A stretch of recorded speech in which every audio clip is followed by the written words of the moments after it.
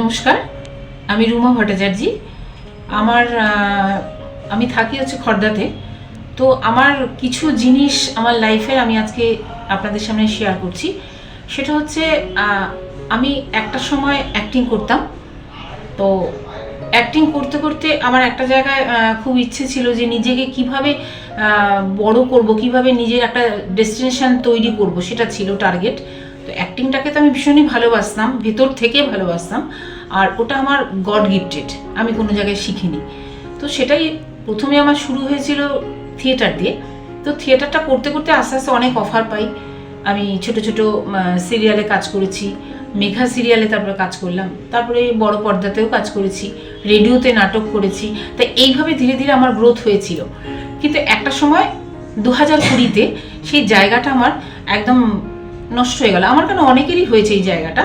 তো সেই সময় একটা আমি চিন্তা করেছিলাম যে আমি কি করব, এর পরের স্টেপ আমি কি করব। কেন ওই জায়গাটা ছিল আমার অ্যাক্টিভ ইনকাম, আমার নিজের জন্য করতাম, নিজের ভালো লাগার জন্য করতাম।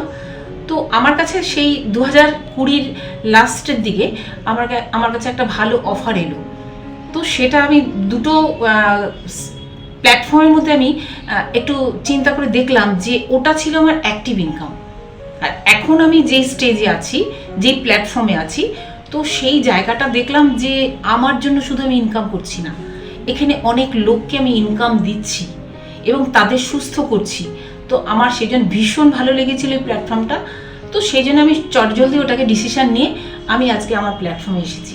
আজকে 3 বছরও হয়নি, 2.5 বছরের মধ্যে আমি নিজেকে অনেক ডেভেলপ করেছি, অনেক লোককে এখানে এনেছি, তাদের ইনকাম দিয়েছি, সুস্থ রেখেছি, নিজে সুস্থ আছি। তো আমি বলবো প্রত্যেকটা মানুষের একটা শখ থাকে, একটা স্বপ্ন পূরণ থাকে।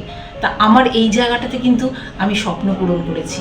2.5 বছরের মধ্যে আমি নিজেকে গ্রোথ করেছি।